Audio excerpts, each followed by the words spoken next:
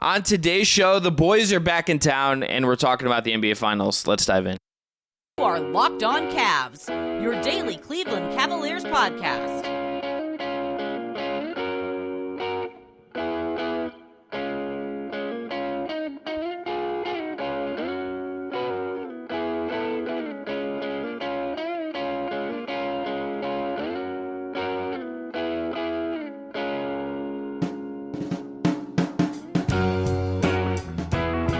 The music you heard on the way in is from our friends at Astro Radio. Check them out on Apple Music or Spotify. Also, check out The Merrier, where our producer Jake Stevens has stuff about that is on Spotify or Vicky Music as well. I'm Chris Manning. That is Evan Dammarell. We're both credentialed Cavs media people, and you can find our work at various places on the internet. All right, let's talk about the NBA Finals. Well said, my man. Look, we're cruising through. I played a lot of golf today. My brain's a little goopy. So is mine. Yeah, you worked on a Sunday. I did the thing that is better than a day of work. I mean, hey, they always say a bad day at the course always beats a good day at the office, but I had a good day though. Taste the Liquid 2023. Thank you. If you happen to stop out and chat with me or my fiance and just learn a little bit more about Down Euclid, excited to have you guys come on. Some of the listeners of the show actually said hey to me or asked where I was, and I was standing right in front of them. So it was nice to meet everyone. It's great. But Chris, you know what has been pretty great? If you're not a fan of the Miami Heat, this NBA Finals series between Miami and Denver. One thing before I forgot, today's episode is brought to you by PrizePicks. First-time users can receive 100% instant deposit match up to $100 with the promo code LOCKEDON. That is prizepicks.com. The promo code is LOCKEDON. So I think the NBA Finals have been cool from a Nikola Jokic and the Denver Nuggets are going to win standpoint. I don't think the basketball has been that great. See, I somewhat agree, but I somewhat disagree. Just because, if I want to completely turn off my brain and just be a total goblin, I want to watch high-powered offense on both sides of the ball. And you would get that at least in theory with the Nuggets, but you have to tip your cap to at least Eric Spoelstra and the Heat being annoying for Denver every step of the way. We were going through the numbers a little bit before we started recording, and it put into context why people wanted to bench Michael Porter Jr. so badly at times, or maybe why Kentavious Caldwell-Pope has fallen off a cliff quite a bit for the Nuggets too. Those are dudes, and we noted this in the past, hey, if you look at how Denver operates, yeah, they play with the big guy, but they surround that big guy, and also Jamal Murray, who's a shooter himself, but a lot of shooting is on that roster, and I think hasn't been fully effective for Denver, but it's been interesting and exciting enough. Jokic is otherworldly, and like you said, if you're just enjoying that stuff, I'm having fun watching Aaron Gordon. I think watching Jimmy Butler just do Jimmy Butler stuff. I think Bam Adebayo kind of adjusting to the ebbs and flows of defending an otherworldly big man has been fascinating to watch, and maybe just looking at the by the numbers, and I watching defenses kind of grind it out sometimes too. There is enjoyment in it, other than it sometimes feeling soul sucking if you were just again looking for that goblin mode, just offensive spectacle. So where I think this goes is the wing stuff you hit on there. Denver, even with maybe Miami being annoying and all that stuff, here are their offensive ratings for the 4 games in the series so far. Game 1 was a measly 112.1. Game 2 was 125.6. Game 3 was 121.1. Game 4 was 120. They've been just producing and outproducing and kind of cruising on the offensive end. And I think it has helped that they have, it obviously starts with Jokic, and it starts with Murray, and it starts with that two-man game. It starts with that pick and roll that is unguardable, that there's not really a good way to approach it. What I think has stacked up that makes that possible is the fact that Denver, in a variety of ways, has wings. They have wings that scale up on two ends. And on the flip side of that, Miami got here in part, I think, because, Evan, they have the wings. I guess Jimmy deserves a lot of credit. This is a star-driven league. It starts with the stars. But they got Max Strus. They got Gabe Vincent. Caleb Martin was their best player for much of the Eastern Conference Finals, which is a weird thing to say. Duncan Robinson was resurrected from the grave under the whatever crypto company used to sponsor their arena. They have found enough. That's not crypto, dude. That's hashtag No. heat culture. Just bringing the dead live once again, as Palpatine once did in the last Star Wars movie. Pat Riley, Palpatine just brings people to life. Where these teams have thrived is like rounding. Like yes, they have the superstars. That starts. Every team is going to have a different that has stars. The Cavs have some. They're going to look different. But they rounded out the roster with wings by like any means necessary. And even if those wings are not star players, even if those players, you might be nervous about paying them the mid-level, I kind of think it's just like, yeah, I think you got to just throw as many darts at the board as you can to get wings. Yeah, I do agree with you. Like when you look at both of these teams on paper, it makes sense why they function. To an extent, I think Miami doesn't have the curb appeal of what Denver has to offer, whether it's Bruce Brown or Christian Braun, or even KCP. Jamal Murray, I'm sure there were some questions about him just coming off of that injury still, and I think he's more than showcased that he's doing quite well for himself. But when you look at Miami, like you had mentioned, it's Gabe Vincent, Duncan Robinson, Max Strus, Haywood Highsmith is a guy who's getting serious minutes for him, who's been playing really well. Like there's interesting pieces, like just even Cody Zeller, who has been a dude for the Heat, like, but is still providing like meaningful minutes at times for them, even if he's only playing 6.5 minutes per game in this series. Like he played meaningful minutes in this postseason run for Miami. Like I think a lot of credit goes to Eric Spoelstra of just knowing the pulse of his team so well, and maybe just knowing what works so well for them. And it does start with two stars not being afraid in Bam and Jimmy, but like Miami has that supplemental shooting that a team like the Cavs could really use. Just I think any team in the NBA could really use, but like a lot of credit where credit's due. Like they utilize the G League to kind of do that path, or like when you look at Max Strus's path, he started with Chicago and then didn't work out fully with the Bulls, and then Miami brought him in, I believe, in Summer League, and then just kind of it built a lot of momentum towards where he's at now. But it's fascinating to look at just how Miami takes like these dudes that are kind of like afterthoughts to some front offices or organizations, maybe see something that can gel with them as an organization, just saying like, hey, we need you to provide us shooting as a bigger wing. And they really maximize those opportunities just because Jimmy and Bam are totally fine grinding it out on defense. And they also are more than comfortable with just going into the paint and attacking and giving their guys out on the perimeter cleaner looks. How many of the wings Miami has and Denver has would have played just over any wing Cleveland has on their playoff roster? Like how many? Well, considering their wing quote unquote rotation for the playoffs was Karis LeVert, Isaac Okoro, and that's really it. And maybe some minutes from Dean Wade and Lamar Stevens in their elimination game as well. But other than that, like Max Strus definitely would. Caleb Martin 100% would. Duncan Robinson, I say he would if you get that kind of player you're getting right now in this finals run for Miami. And then on the... That's three, so the three guys. But for Denver, yeah, like Bruce Brown, yes. Aaron Gordon, yes. Michael Porter Jr., yes. KCP, yes. Christian Braun, yes. Even Jeff Green could probably get a little bit of juice if you really wanted to look at that or see what's underneath that stone too. Like that's 4 or 5 guys there. So there's at least 8-ish players that could be getting rotation minutes for Cleveland. Granted, a lot of it shakes out differently, but it's interesting to look at. Just like, again, it is a wing focused, perimeter focused league, and the teams that have at least enough depth on the perimeter to keep them alive offensively have been making a difference. And they don't freak out on defense. That's another part of this. Like that's the also guys, a key thing. Like even MPJ, who has not been good offensively, and I think has improved defensively, but like still struggles off ball. Like does contest shots and like does stuff. Like even KCP, like steps up and figures stuff out. All right, after this though, we're going to continue talking about wings and specifically youth, because I want to talk about Christian Braun as just like maybe a lesson, or at least a thing, considering where the CBA is going a little bit. It's a little finance, a little just maybe this is something you could steal. But first, we're going to go into a break. Today's episode is brought to you by BetterHelp. It is so easy to get caught up in what everyone else needs from you and never take a moment to think about what you need from yourself.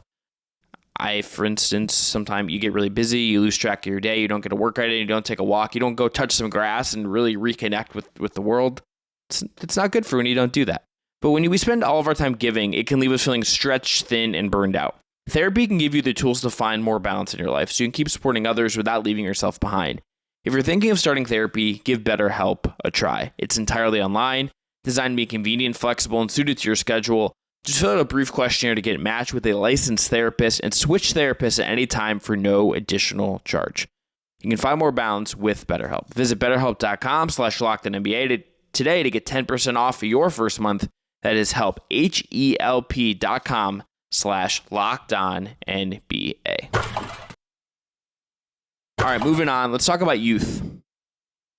So Christian Braun is a first-round wing who I think even in the regular season, if you go back and read some of the Nuggets coverage, you listen to some Nuggets stuff, our friends at Locked Nuggets, for instance, it didn't always feel like he was maybe playing as much as you would have liked. I think there is always something with coaches, especially when teams are good, and Denver obviously very good all year. There's a reluctance to fully embrace and trust young guys. In the regular season, Braun played 15 and a half minutes a game. He didn't play a ton, averaged 4.7 points. But you go to the playoffs, and you see he has had a game pretty much in every series where you've been like, wow, this guy has figured some stuff out, and he has contributed in a meaningful way. Even in the finals, he's only playing 14.3 minutes per game. He's only averaging 5.5 points per game. These are not like numbers that blow your mind. These are not. He's not going to like win the finals MVP trophy. That's going to Jokic. Like he's at FanDuel, he's like an absurd favorite right now, and just because he's going to win it when Denver probably wins on Monday. But Evan, I think about Braun, and I think about like having this younger option in there. That even if you have your KCPs and your MPJs, who obviously still young but is on his second contract, and your Aaron Gordons and whatnot, I think just like having the youth option, if you're a team, to invest a first round pick and give us even if it's a 15-minute a game space in the rotation, I think that has paid off as an investment for Denver. And I think particularly with where the CBA is going, with where like we're gonna see a real hard cap and like functionally a hard cap with the aprons, I think this is just gonna be something teams need to do. So like if we're looking when the Cavs have a first round pick again, which I think is next year, correct? They can trade that pick on draft night, but if let's say they have that pick next year, I think you got to take a wing and you got to try to play him. It might not work, but I would at least try it. I would rather try it than not. I think there is a clear upside to doing some of this stuff.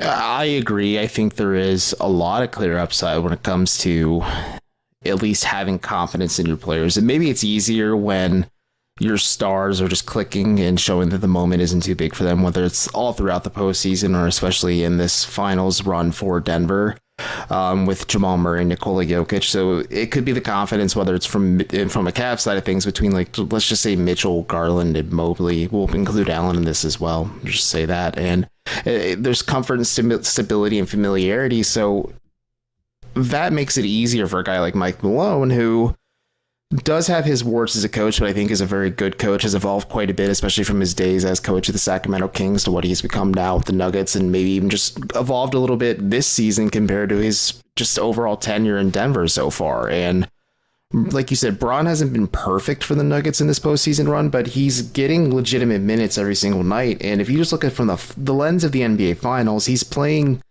roughly 14 minutes per game, giving you 5.5 points on, so I mean, an otherworldly 77%, nearly 77% shooting. So like that number may not be totally sustainable, but you're getting nearly 2 rebounds, 1.3 assists, 1.3 steals. He's giving you just enough juice to maybe give guys like Aaron Gordon, who has been the third best player for Denver in this series, a bit of a reprieve at times, or maybe Bruce Brown, a guy who's been the fourth best player for Denver in this series, maybe just like a little bit of breathing room and wiggle room. MPJ as well, as he said, the shot isn't there, but defensively he's stepped it up quite a bit as well. Like, you need to kind of have just this trust and faith, and I think a lot of it does, again, come on the fact that like the stars are clearly locked in and not too overwhelmed by the moment. But I think that also then gives the runway to a guy like Mike Malone, who again has some warts still as a coach, but to have the confidence to lean on a rookie in key moments, and also just maybe having a clear understanding like, okay, this is working, this is applicable, let's try and roll this out. And they just stuck with Braun, and I believe again it was in game 3, and it was such a huge win because they swept Miami in this series. And it's interesting to know. And like you said, it's also just it's cheap, cost controlled depth. It's a guy who has first round pedigree versus a guy who's a late second rounder or a UDFA. Like, no disrespect to those guys, but there's a lot more upside for a guy like Christian Braun compared to maybe like Peyton Watson or Zeke Naji at the very end of their rotation, despite their age, or at least Braun kind of being the Oreo cream filling in this age sandwich example I'm going with. So it's tricky, but also like you need to give these guys the runway to kind of grow and develop and learn from these moments, and it can work out and also it can't, and that's just the nature of the beast. I'm going to look at his like deeper postseason stats as I pass it back to you, but 2024, if I'm Cleveland, unless like a true like bona fide like upgradable substantial answer that just like pushes you completely over the edge materializes, yeah, you look at what wings you can get with that first round pick no matter where it ends up, because Braun was picked 21st overall, and that could be realistically where Cleveland could be picking. That seems reasonable enough, but you need to be looking at wingy type players just to round out that back end of the rotation that has room to develop and grow to become more of a consistent staple going forward too. The other part of this that I do think you cannot ignore the second round stuff. I think Miami is the flip side of this. Yeah. You look at the wings they have. They were willing to carve out over time and in smaller samples minutes for Gabe Vincent, minutes for Max Strus, minutes for Duncan Robinson. And look, at at times they have obviously like maybe held on to those guys in the case of Duncan Robinson a little longer than you're really getting your bang for your buck on your contract. But they have allowed guys to get through some of this stuff and use their roster spots on this development kind of stuff and use the G League in a real way. That is out. None of this is exactly one for one. You can steal this and steal the methods. Otherwise, like that, this would be a much simpler conversation. Obvious, and every team is going to have different values. Like I'm sure, you know, like as much as we can understand them, like Kobe Altman's basketball values might not map 1-to-1 on someone in the Miami Heat's front office, right? Like it's just, they might be a little bit different, and that's okay. That's what makes sports interesting. But I think at the end of the day, it's like there is just a need, I think, there is a need to invest in this. It is give Vincent time to play through this and figure out if you have something. And like over time, you're going to have misses. But if you hit on some of this over time, you can. And I think it's at the wing, because I think the Cavs have done this. Like Dean Wade is this. Lamar Stevens is kind of this. But I think, Evan, it feels kind of glaring to me when we're talking about this that they haven't found the wing thing, which they really need. Yeah, and to be fair to Cleveland, finding the, I don't want to say permanent, but more substantial answer after you lose LeBron James is never an easy task. Miami didn't figure it out till Jimmy was touched by Dwayne Wade's jersey retirement. Atop of all the other issues happening in Philly as well, but just that, and the Cleveland just hasn't found that permanent answer. They've tried a lot of guys. I forgot to mention Jetty Osman in terms of the wing rotation in the last segment. But like, it's been Osman, it's been Okoro, was at least to this season Wade, Stevens. They tried Kevin Love in that spot a little bit too, with like Mobley and Allen next to him as well. Like they've tried to do a lot of things, and I think credit where credit's due to JV Bickerstaff to try and find some type of tangible solution. Karis LeVert was there as well, but it's just there isn't a consistent option for them to say like, okay, it's a plug and play player where we can like he's comfortable coming off the bench for us, or we can just drop him right into the starting lineup and he's just as functional with maybe a lot more of a lesser offensive role comparatively to what he would get off the bench. But it's now that fine line you have to walk and navigate if you're Cleveland going forward. And again, if you have that 2024 pick, like I've looked at 3 mocks now, and just it's way too hard to predict. But everyone's like, okay, the Cavs are going to take Bronny in that like same range that Denver did with Braun, so they did that, whatever. But yeah, the Cavs need to find ways to creatively address the wing spot, just because they are cap limited. They are asset limited going forward after the Donovan Mitchell trade, because you kind of have to do this weird song and dance of not only keeping just what you're building going, especially maybe flushing out your depth at certain spots, but you're also trying to convince Donovan Mitchell to stick with you long term. And I think just that's my counter argument, at least a little bit, to the Miami thing, just looking through a Cleveland lens, is Miami has the luxury of Bam Adebayo and Jimmy Butler both locked up and wanting to be there long term and just kind of building this out as they do. Whereas the Cavs, they have their core 3 guys who at least have made it publicly known they want to be here long term. Things could always change between now and then, but like Mitchell is the guy you traded the farm for.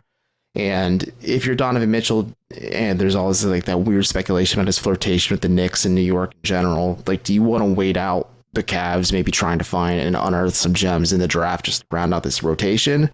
Or do you kind of want to put the pressure on them a little bit to maybe make more linear moves that kind of help you win now versus not just now, but 2, 3, 4 years from now? I think even beyond that, I think that's fair. It's like, I think there is a pressure to like find immediate answers. I think there is like some pressure. If I'm Cleveland, I'm also thinking in the back of my mind, I have Darius Garland and Evan Mobley. It's not a bad place to be.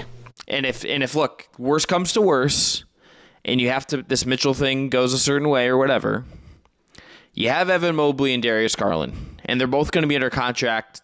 Garland has 5 years on an extension that is just going to kick in this year. Evan Mobley hasn't even become eligible for his rookie extension yet.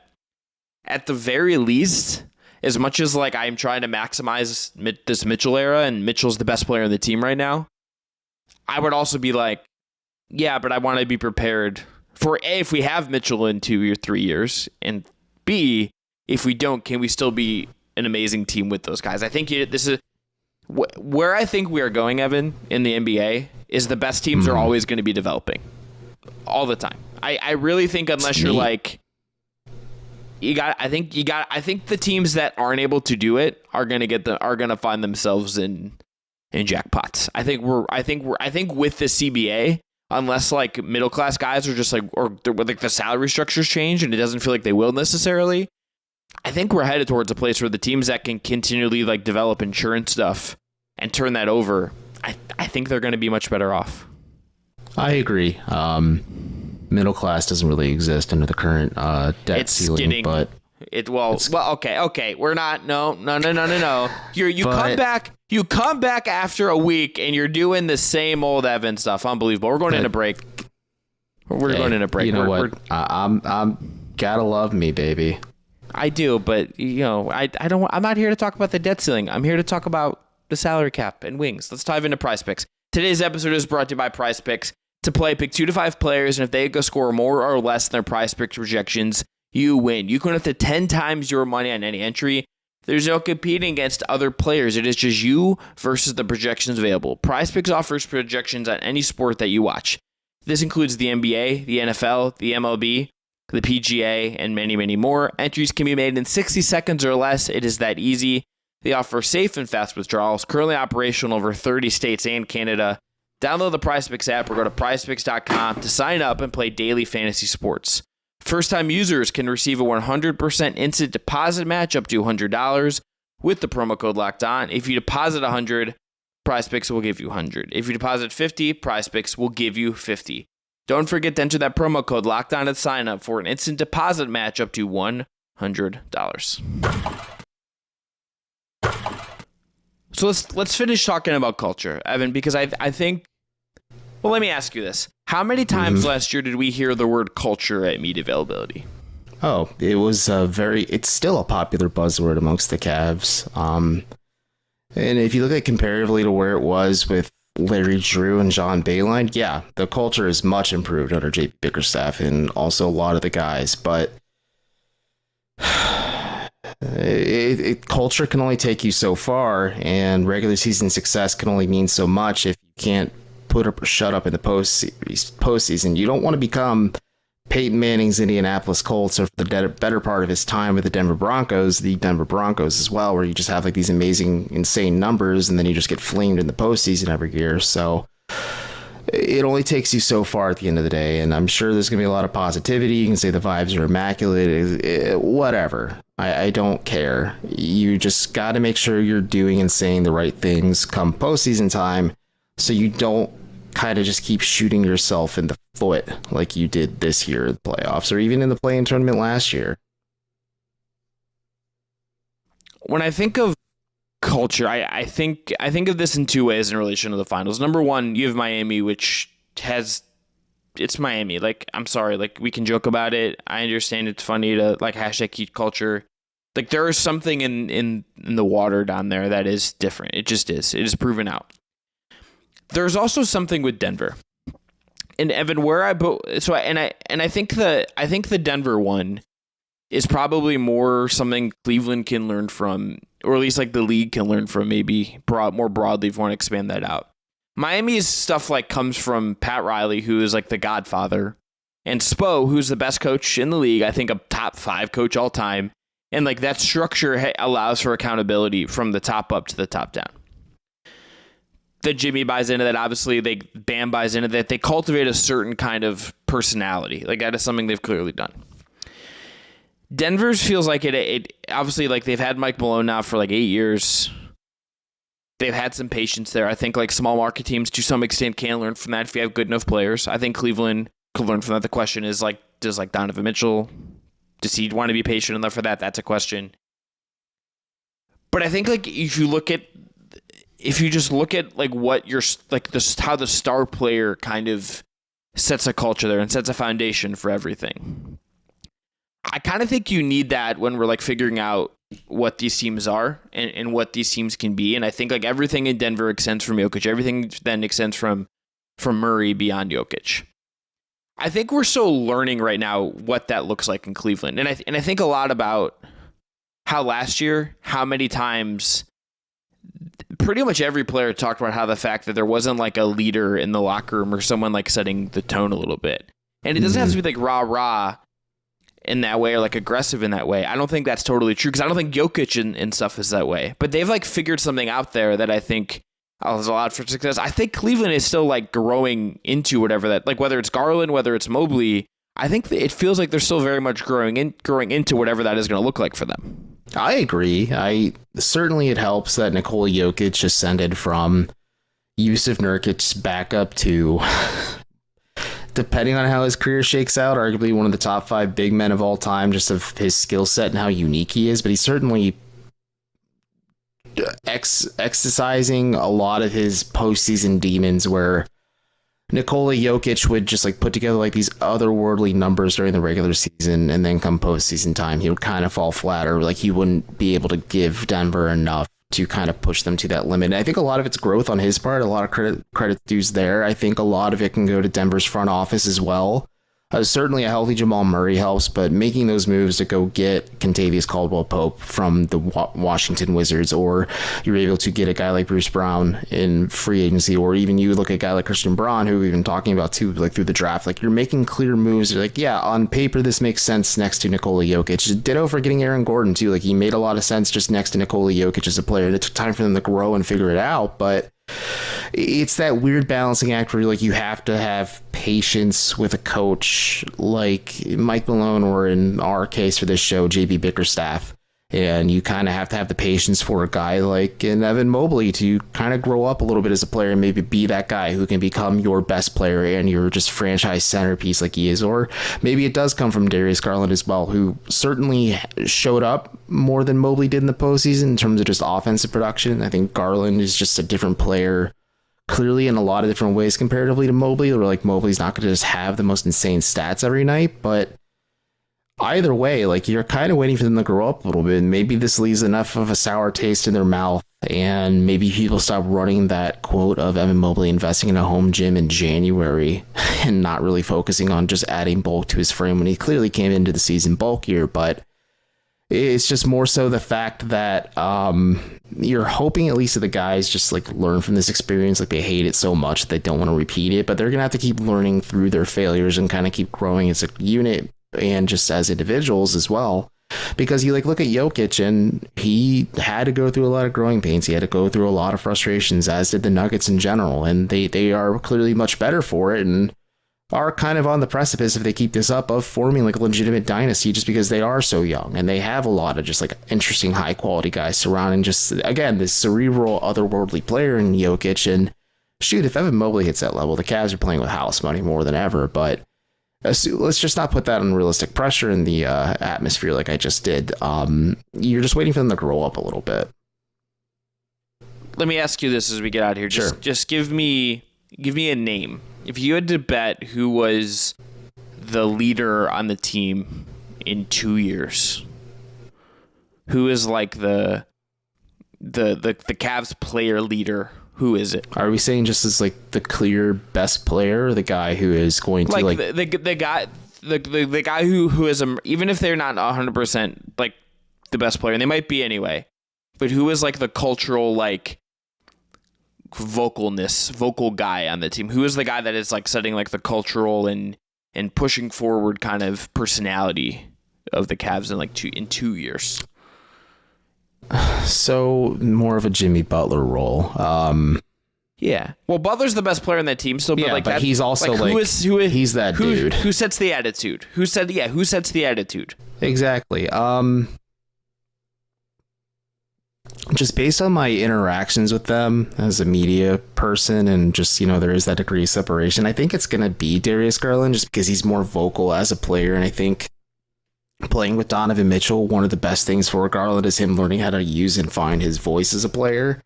Whereas Mobley's just kind of wired as a fault to be so quiet and soft-spoken. And the players can say he's speaking up more, and they're trying to bring more out of him because of it. But I think it's going to be Garland just as that dude who maybe isn't the best player for the Cavs just because of how high I am on Evan Mobley as a prospect, but could be the dude that gets not in everyone's face, but at least holds them accountable and makes sure hey, the offense is flowing properly. And he's also the guy who is going to be running the offense more often than not. So I think there's a little bit of cadence and credence to that. So I think it's going to be Garland. What about you? I would want it to be Garland. See, it's a tough question because they're such a soft-spoken group of guys, and they're also just really nice to one another too. They're not. I need to see one of them become comfortable being uncomfortable. We don't see stuff. I know, but they all just seem they seem like a group of really good friends who, it's Mitchell if he sticks around long term, but. Well, it's Mitchell. It's by default. I think it is Mitchell next year. But I think the player that I feel like is already kind of ready to assert himself is Darius Garland. And I'm fascinated to see what that looks like. I think it's got to be him or Mobley would be my guess. All right, we're going to end there, though. Thanks again for making Locked On Cavs your first listen every day. So we're going to be back tomorrow. We I at least kind of abruptly ended center stuff last week. We're gonna talk about Jared Allen a little bit because I keep thinking about centers. And you know what? We're just going to talk a little more about Jared Allen and what his value is and if he's at that threshold of stuff. We'll get into some NBA draft stuff in the coming days as well because that's next week, which seems insane. Here's the thing. It is much less fun for us to talk about pick 49 or whatever than it is last year when we did a bunch of picks for that and what became about G. But until next time, I'm Chris. That's Evan. Thanks again to Jake Stevens for producing.